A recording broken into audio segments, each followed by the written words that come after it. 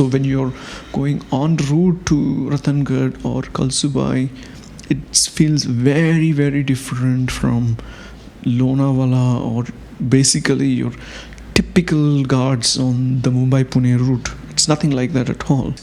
You can just sit by the lake and spend half an hour.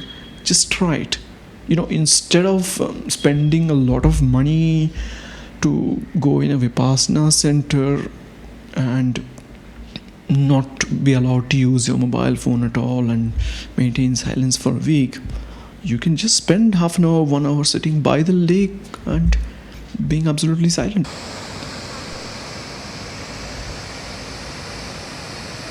Wherever you're in this whole ride, you can see the lake either to your, always to your right, in fact, and beyond the lake you can see another section of hills. So it's really, really beautiful.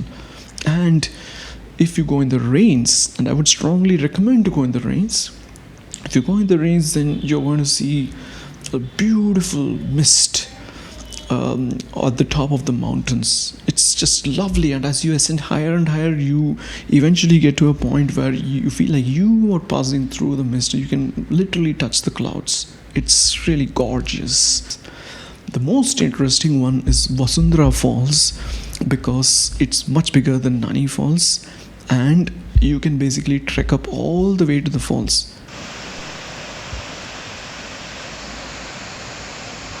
And this temple is really emblematic of that, because it was built apparently in the 9th century, and it's still standing today, mostly untouched.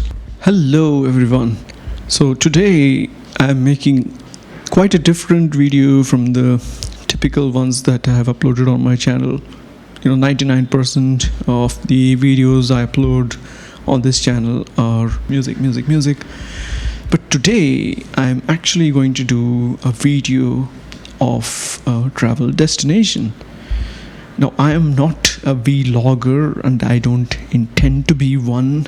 Definitely not a travel vlogger at any rate.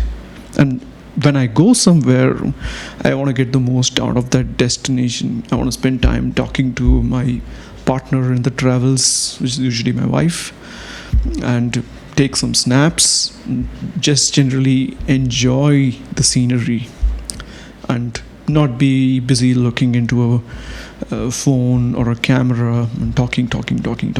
That's not for me, and for whoever it works, it's fine, different strokes, different people.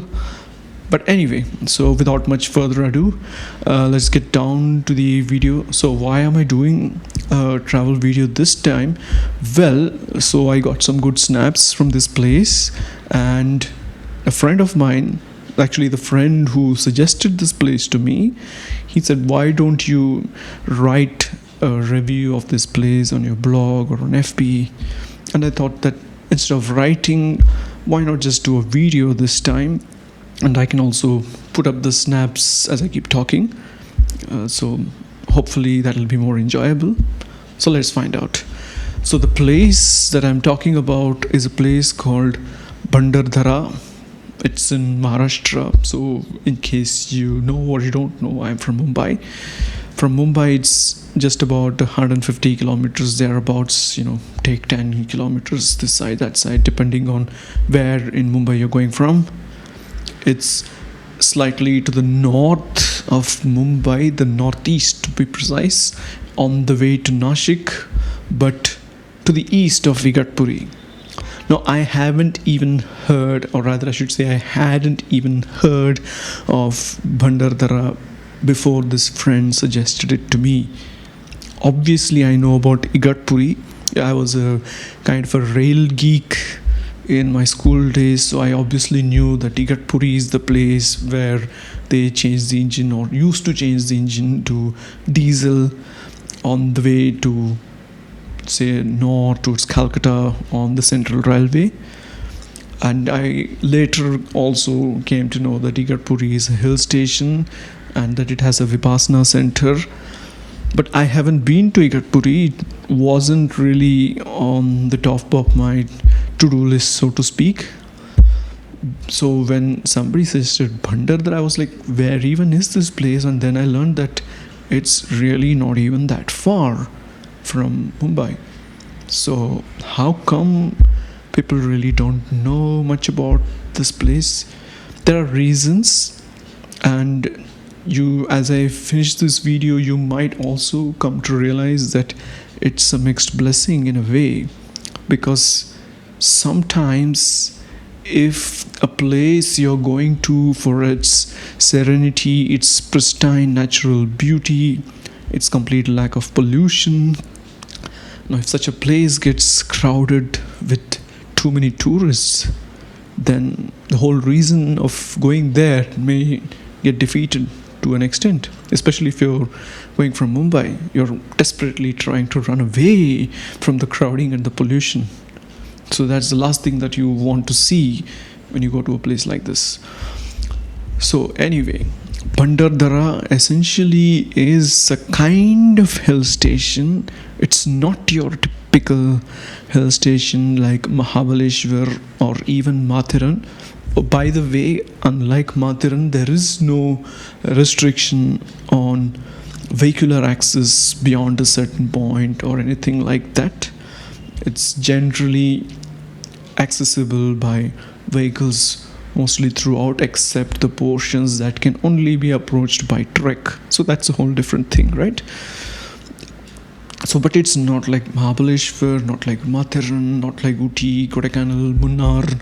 Not your typical hill station. Your typical hill station has a lot of these so-called scenic points from where you can look out into the valleys, the hills in the distance, and you will usually have maybe one kind of a lake to do boating, sometimes maybe not even that, and there will definitely be a rose garden. These are the typical kind of activities that you will have in a hill station. And yeah, our hill stations, we tend to associate them with the growing of something that's glamorous in a way. It's either tea or coffee if you're talking about the southern hill stations. If you come to Mahabaleshwar, it's famous for strawberries. But in Bhandardara, the thing that you will find being cultivated wherever there's farmland is rice, paddy crop. And I think the guides told me that you will also find bajra. So not glamorous, but actually very, very important, right? And that kind of sums up the whole place. So as I said, Bhandardara is not your typical hill station. At the same time, it does have hills. So what do I mean by that? Let's get to it one by one. What is there to do in Bhandardara? Bhandardara is basically a set of hills that encircle a huge lake, and this lake originates from the river Pravara. Pravara river itself starts from these hills, or you could almost call them mountains. Now the average height of Bhandardara is around 2,500 feet, but obviously it has Kalsubai, which is the highest peak in Maharashtra, so I think that's almost 5,000 feet. And Ratangad also, by the way, is very close to that height, almost the same as Kalsubai. So that's like really tall. So when you're going en route to Ratangad or Kalsubai, it feels very different from Lonavala or basically your typical guards on the Mumbai-Pune route. It's nothing like that at all. And it's somewhat like, but not exactly like Munnar or Kodaikanal, because they're the average elevation is a little higher there, but the weather feels similar. So anyway, let's come back to the point. The Pravara river originates from these hills, and as it descends down to, you can say, ground level, it turns into this huge lake that's encircled by mountains. So because of that, you can basically skirt the entire circumference of the lake by road. You do not need a boat to get from point A to point B. You can see the entire lake by just going around the circumference via the Ghats. And this huge lake in turn has become a reservoir for a dam that was built in British days. The dam is called Wilson Dam and the lake is called Arthur Lake. Now I guess our politicians haven't woken up to that yet, so that would explain why they haven't been renamed yet. More the better, as I say, and you will find out exactly why I keep saying that. Yeah, so this is essentially what you're looking at, a huge lake that's encircled by mountains on all four sides, and in turn these mountains, huge swaths of them, are essentially protected forests. You need a forest pass to get in, or if you're traveling with a guide who is a local who happens to live there, in the middle of those forests, then the forest department will not expect you to make out a pass. But it's essentially forests. So you have, according to what I've read on the net, you have leopards, you have jackals, I suppose, you have sloth bears, you have a variety of deer and nilgai, of course, which is an antelope. And in fact, the guide even told me that there is sambar. Probably should be having hyenas, and you definitely have langurs and bonnet macaques, or what we call as monkey in India, what we typically call as monkey in Central and South India. That's the biological term for that is bonnet macaque. So guess which ones I actually got to see during the trip. Yeah, that's absolutely right, langurs and bonnet macaques. I didn't get to see anything else, not even deer. But it's okay, it wasn't meant to be a forest outing. So in fact, I went there without a lot of planning. It was planned on the fly, and I just found out that there are rooms available, and I will get to where to stay there as well. But so there's good and bad to that. When you don't plan too much, then obviously your preparation for certain activities suffers, but at the same time your expectations are also not necessarily low but well managed. If you make a whole laundry list of things that you're going to do and you're going all set, and for any reason something goes wrong, it rains very very heavily, or one of either you yourself or one of your companions falls badly ill, or worst case there are riots or something, heaven forbid, in that place, and then your plans go awry, then you'd be so much more disappointed, right? So we just went there to chill out, expecting that if nothing else you would have a decent hotel room, and we knew that the hotel room was right by the lake. So if you have been to Bhandardara, you already know which hotel I'm talking about. So we said, if nothing else, we can just spend all the time there looking out to the lake. And it really is that beautiful. So now let me get to a few brass tacks. First, how to get there and where to stay, and after that I will take you through some of the things that you can do when you're in Bhandardara. And again, as I'm sure you've already noticed, this is not turning out to be a super structured and planned presentation, but that's in the spirit of the trip that I undertook. So I'm just recollecting things that I enjoyed in my trip.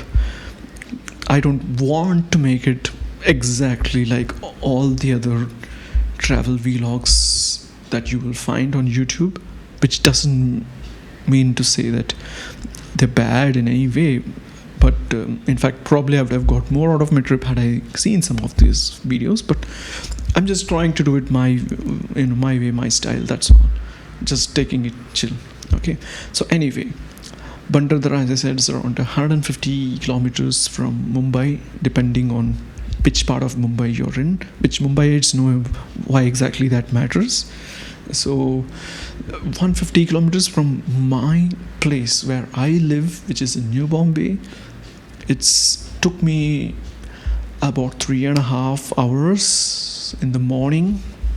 While going to Bhandardara, I started at 8 and I was there by 11:30ish, and that included around 20 minutes to stop over for nature's call and a cup of tea each. So that's pretty damn good actually. It's just the effective traveling time was just over 3 hours. That's it. While returning, it took a little longer. Naturally, again, if you're from Mumbai, you know that the traffic towards Mumbai is always at almost any time of the day higher than coming out of Mumbai.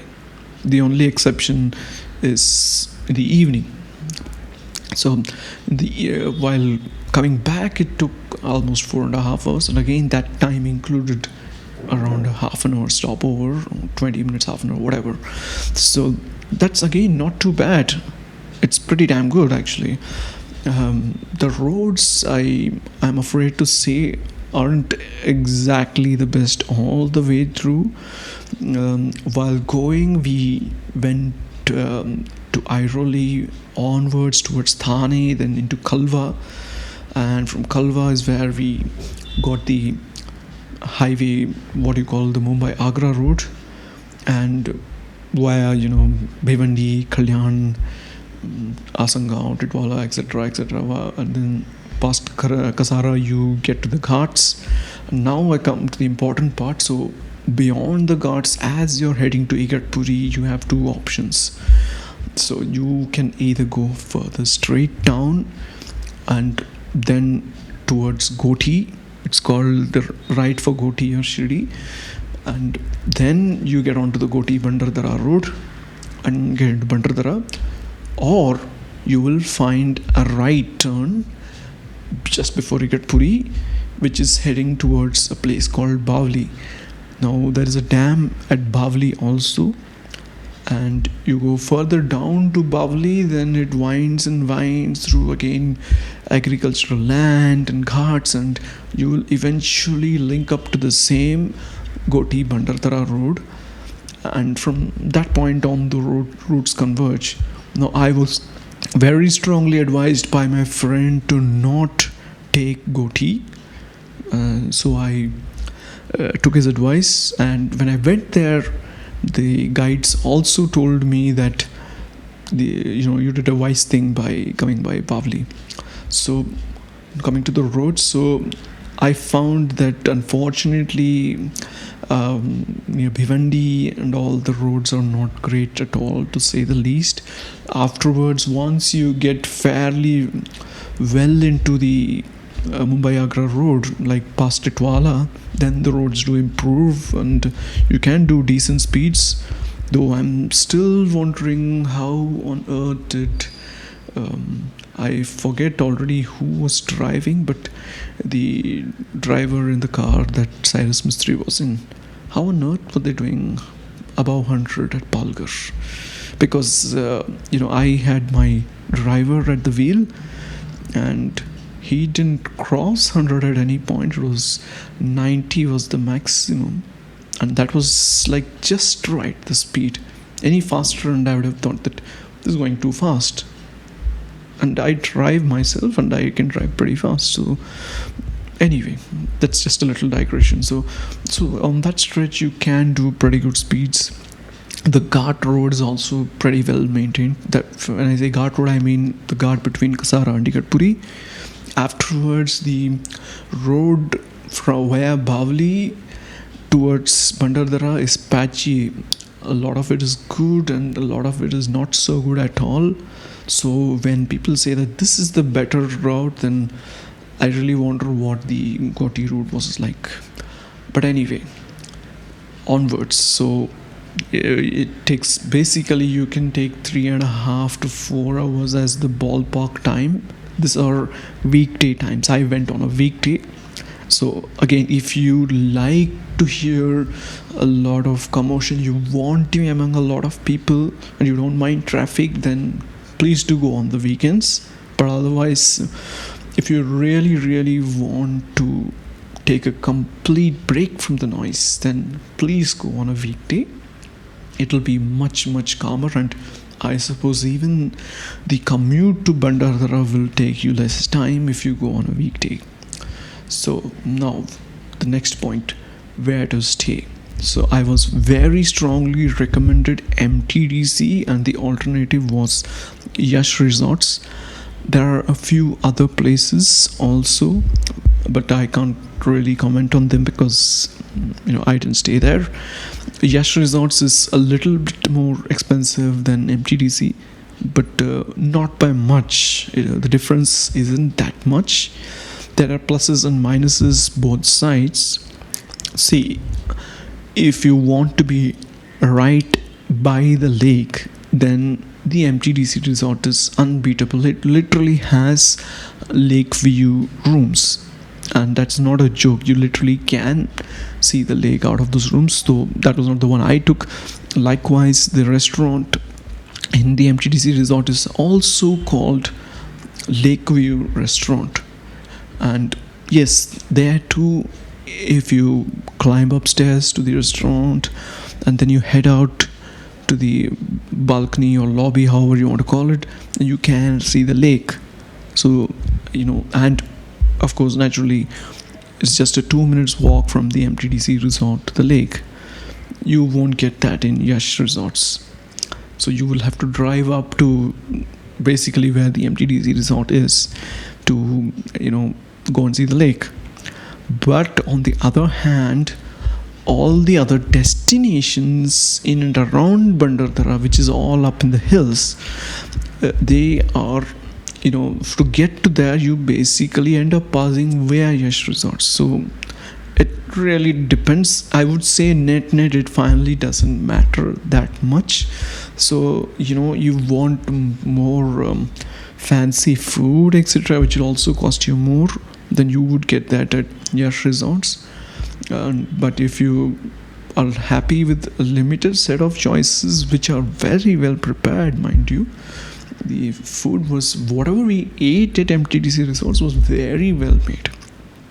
So if you're fine with that, then you will definitely get that at MTDC Resorts. And on average, I would say the rate there for food, even in the MTDC Resort, is half of what you would be charged for the same thing in Mumbai. So I would strongly suggest MTDC Resort. But again, there will be little things that you will not like, and you ought to just adjust.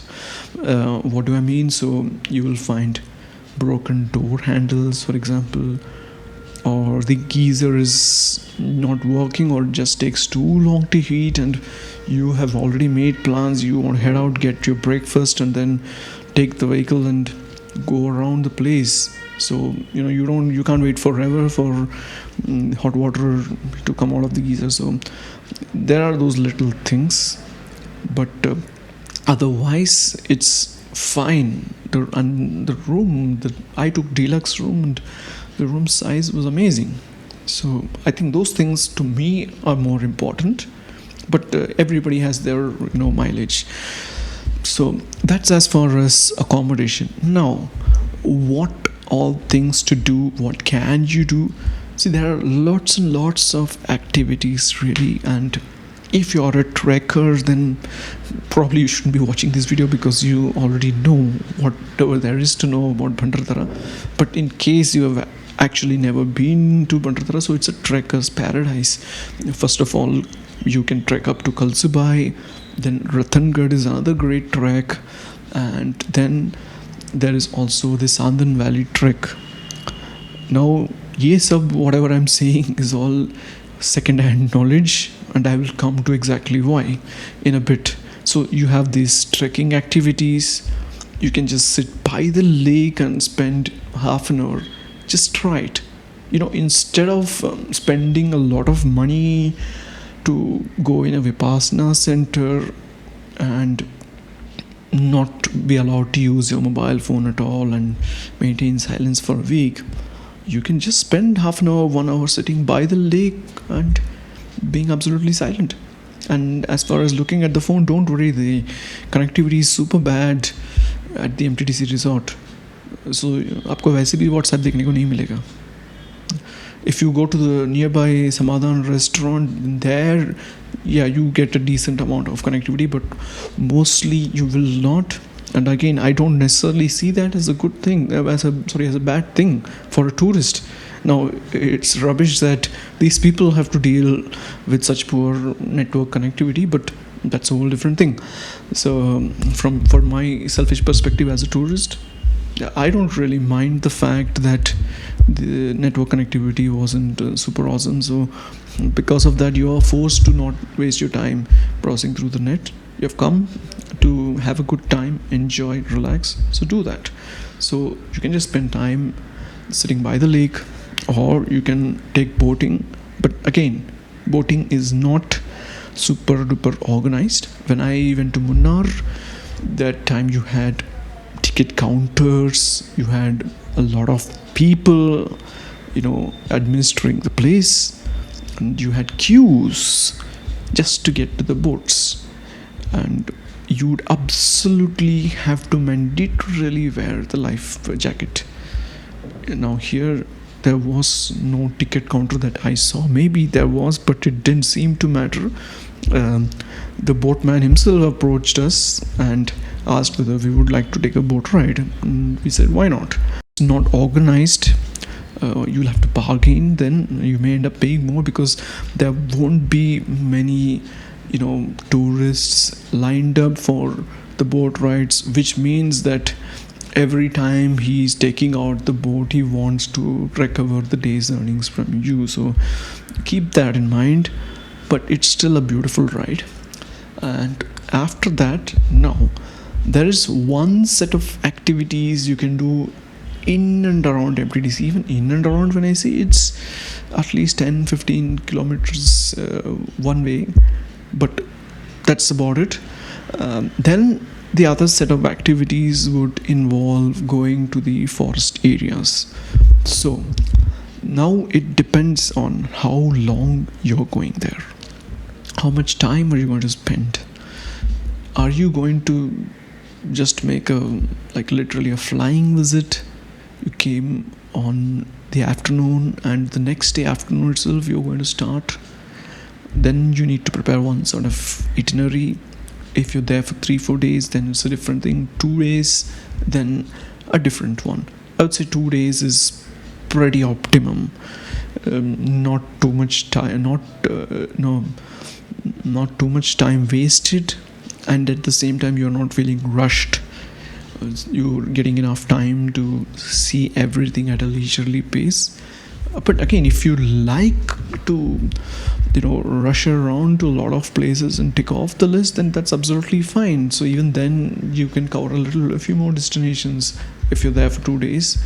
But if you really like comprehensive visit, like एक बार गया भंडारदरा और जो कुछ देखना था देख लिया, then I would say spend a little more time, maybe 1 more day extra. So anyway, the first set of activities in and around Bhandardara, I would say, not that amazing. What can you do? Okay, you can go and see Wilson Dam. They call it Umbrella Falls. But please remember that Wilson Dam is being used to generate electricity. So when the electricity generation activity is going on at the site, then there is no overflow of water from the dam gates. So basically कुछ नहीं मिलेगा देखने को फिर. And there will be no Umbrella Falls. On the other hand, yeah, if they have opened the gates, then I imagine that it would look pretty beautiful.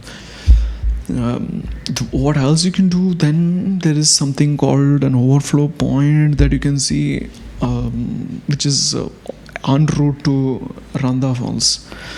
Randha Falls also is all connected to Wilson Dam only, and I will explain how. So Overflow Point is decent again, but not amazing. Okay. Now Randha Falls was the only one of these three that I thought was at least halfway worth the effort. Okay, even that I would say is ultimately you'll find out it's not that amazing compared to the natural falls, but still, if suppose you've landed up in the afternoon and you're only going to go to the forest area on the next day, then why not? You can spend time going to Randha Falls. And I'm putting up a video just now, which I took. It's just a 5-second clip, but this is basically what Randha Falls looks like.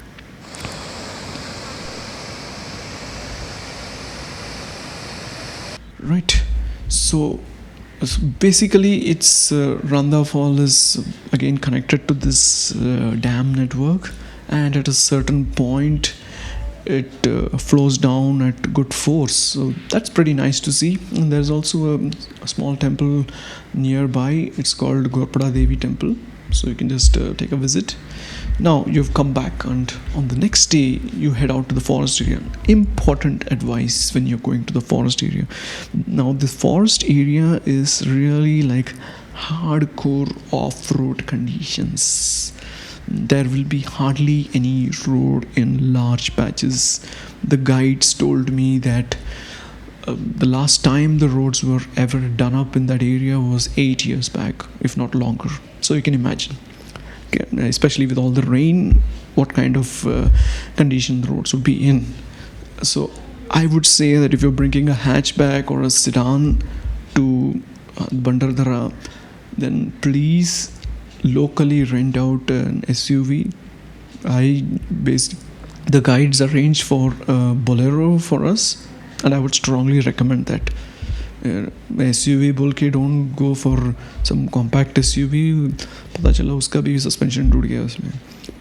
Bolero is really sturdy and rugged, so it will be able to handle these so-called road conditions that you have there.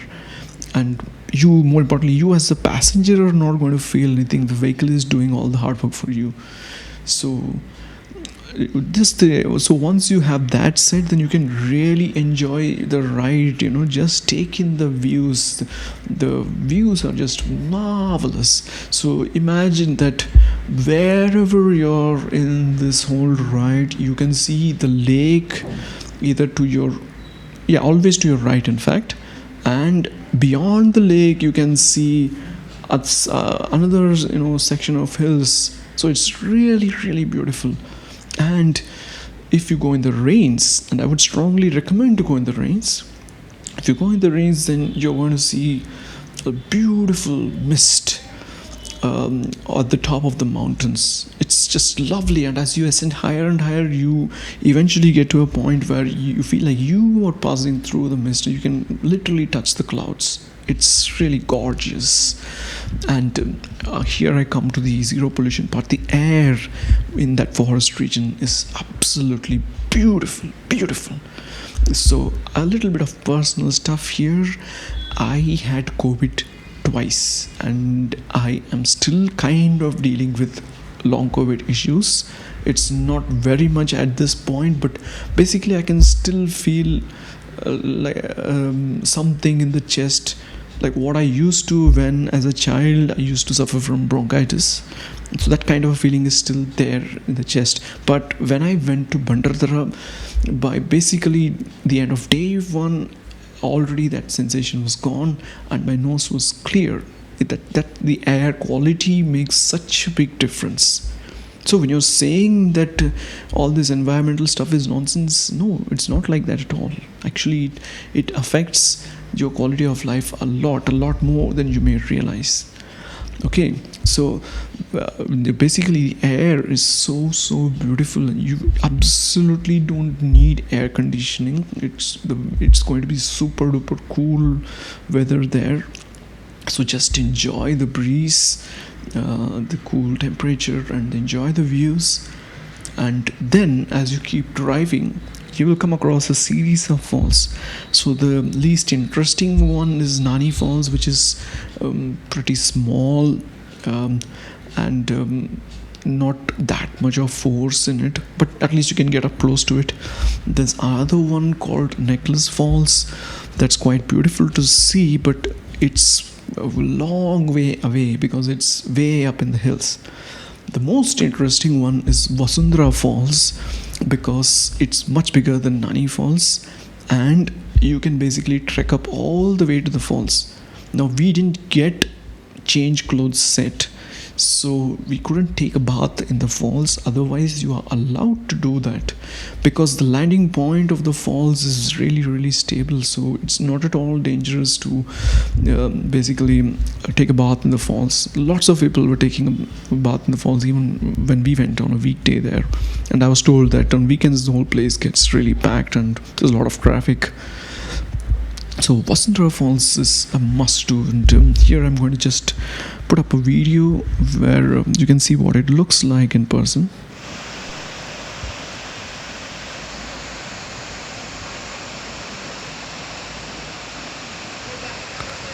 Okay, so then what else can you do? So then on the road to Ratangad, you have this temple called Amruteshwar Temple.